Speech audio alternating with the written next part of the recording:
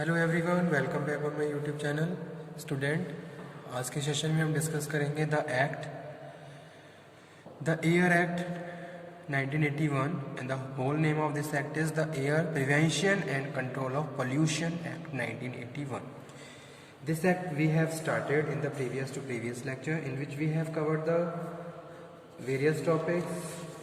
These topics are objective of act, definition of pollution under this act and all this. ठीक है, तो ये topic हम cover कर चुके हैं ऑलरेडी. फिर भी मैं एक बार रिवाइज कर देता हूँ, स्टार्ट कर लेता हूँ. So let's begin. The air prevention and control of water pollution act 1981. इससे प्रीवियस जो हमने एक्ट पढ़ा था वो था the water prevention and control of pollution act. ठीक है, इसका पूरा नाम था water prevention and control of pollution act 1974. उसके बाद 1981 में the air prevention and control pollution act 1981 इसको एस्टेब्लिश किया गया. इसके क्या ऑब्जेक्टिव थे? इसके ऑब्जेक्टिव भी सेम थे वाटर की तरह ही, जैसे कि prevention and control of air pollution. Air pollution को प्रिवेंट किया जाए, उसको कंट्रोल किया जाए. ओके, तो ये हम फर्स्ट ऑब्जेक्टिव था इस एक्ट को एस्टेब्लिश करने का. ओके स्टूडेंट,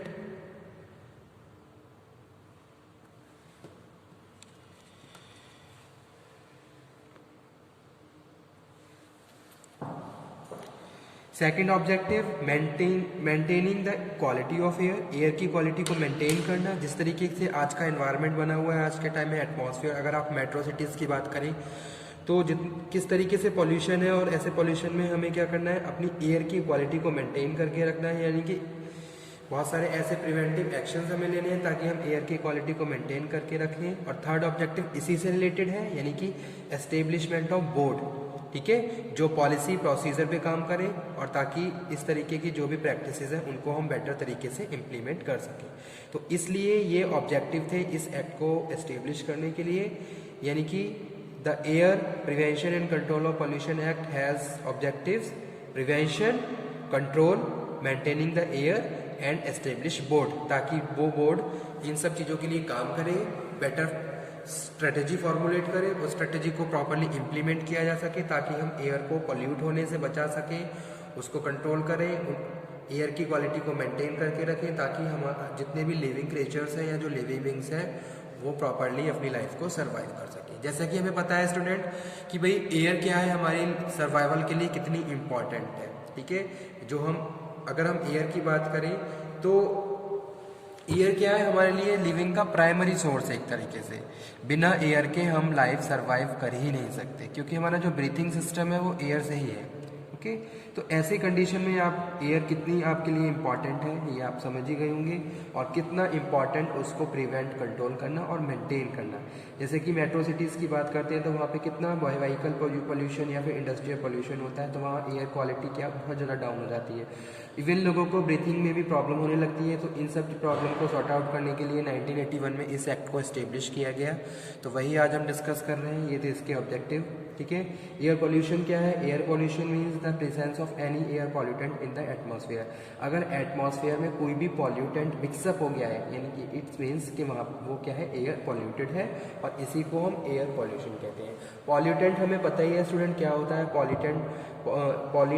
पॉल्यूटेंट कुछ भी हो सकता है, कोई सॉलिड, कोई लिक्विड, कोई गैसियस सब्सटेंस जो एटमॉस्फेयर में मिलके एयर की क्वालिटी को डाउन कर दे. ठीक है, इंक्लूडिंग नॉइज ऑल्सो. नॉइज भी क्या है, एक तरीके से एयर पॉल्यूशन है.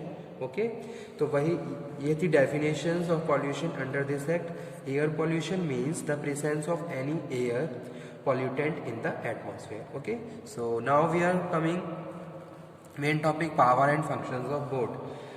So what are the main power and function of board which established by the Air Prevention Control Board Act 1981.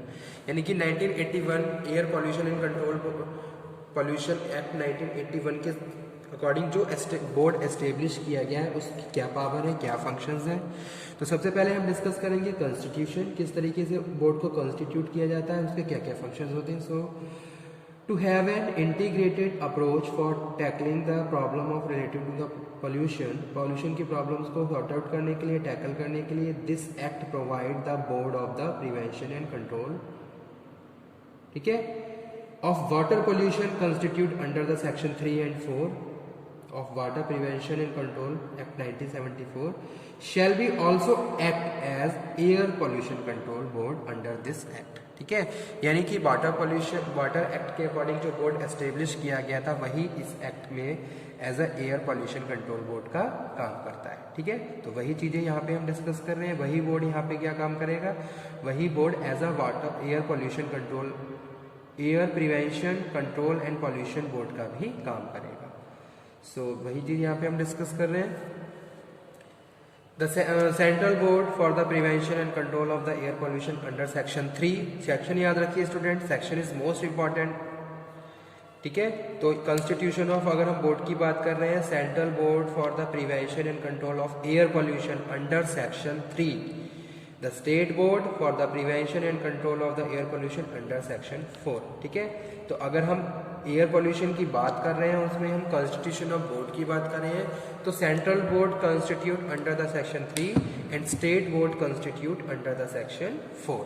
Okay, but in the दो state in which states board are water pollution are not established. ठीक है, कुछ states ऐसे भी हैं जहाँ पे water pollution board establish नहीं है.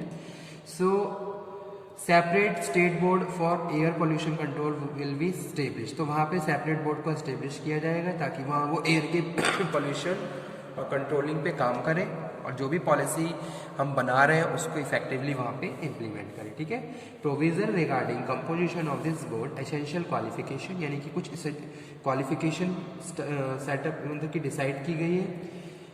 Meetings, committees are identical to those relating to board under the Water Pollution Control Board. ठीक है, and next the various function of the boards are control of air pollution are identical with the function of board of water.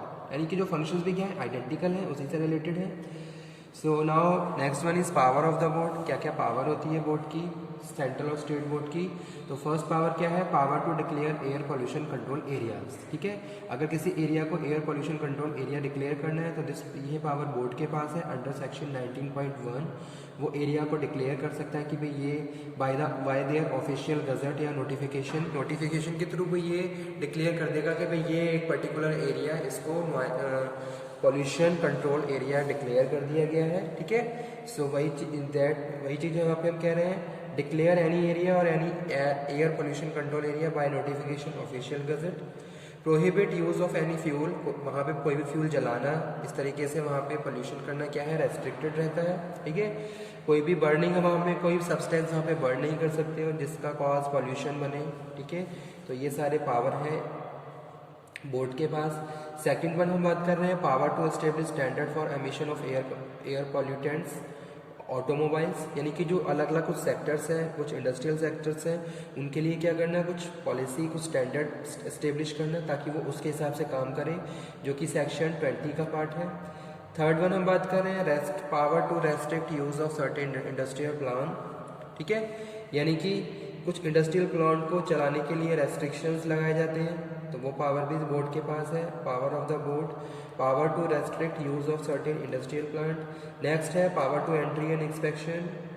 Board has power to any time members can take entry and inspect anything of the industrial plant. किसी भी plant में जाके वो कभी भी inspection कर सकते हैं और किसी भी चीज़ को चेकअप कर सकते हैं, उसका इन्वेस्टिगेशन कर सकते हैं. इवन वो आपके रजिस्टर्स का रिकॉर्ड ले सकते हैं, एज अ सैंपल भी कोई ले सकते हैं. जैसे कि नेक्स्ट पावर है पावर टू टेक सैंपल्स. ठीक है, तो वही चीज़ हम बात कर रहे हैं.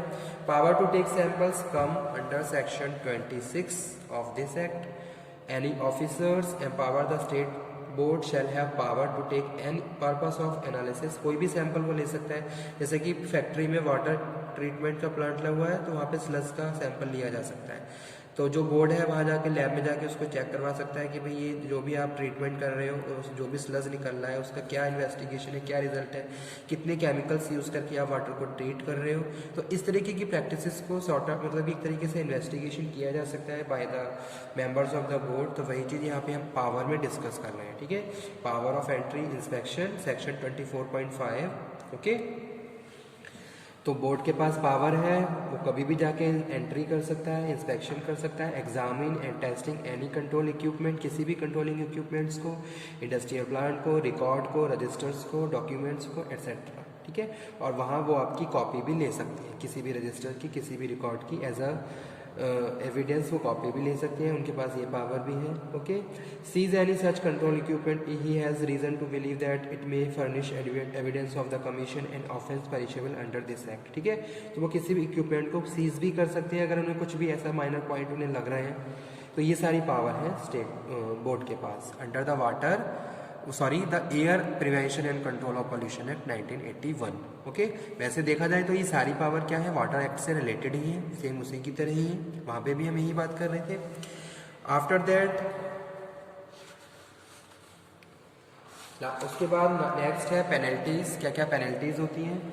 So except for the fact that there is a no provision for publication of name of the offenders under this act, कोई प्रोविजन नहीं है।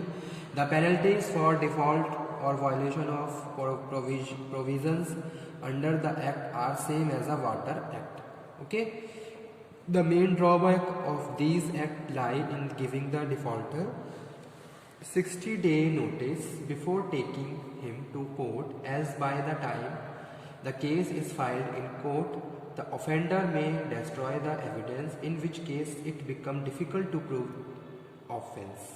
Another drawback is that no consent or permission is required to taken from the board for establishing industry outside the air pollution control area, even though its emission may be reaching the air pollution control area also. ठीक है, तो ऐसे कोई भी different नहीं है। Penalties और also related to the water act, उसी से रिलेटेड है। ठीक है, तो एक बार मैं आपको रिवाइज करवा देता हूँ वाटर एक्ट में क्या क्या पेनल्टीज थी। तो वहाँ पे पेनल्टीज थी कि भाई जो सिंपल एक प्रोविज़न था वो क्या था कि भाई imprisonment of 3 month and fine 10,000 या बोथ, इस तरीके का प्रोविज़न होता है। अगर किसी भी प्रोविज़न को वायलेट किया गया है, उस प्रोविज़न को तोड़ा गया है, तो उस केस में पेनल्टी का प्रोविज़न है। If the omission continue the penalty additional fine 5,000 रुपये का पड़ सकता है, ये भी एक पेनल्टी का पार्ट है द एयर एक्ट 1981। ओके, और उसके बाद in case of destroying any damage property, किसी प्रॉपर्टी को डैमेज कर दिया गया, board obstructing offence performance of the board functions, failure to furnish information about the accident under section 31, तो बोर्ड, ठीक है, giving wrong information for making false statement to get board consent, तो इस तरीके की प्रैक्टिसेस के लिए पेनल्टी का प्रोविज़न है, imprisonment of up to 3 months और फाइन अप टू 10,000 और बोथ। ठीक है, so this is all about the air prevention and control pollution act 1981। Okay student, thank you very much.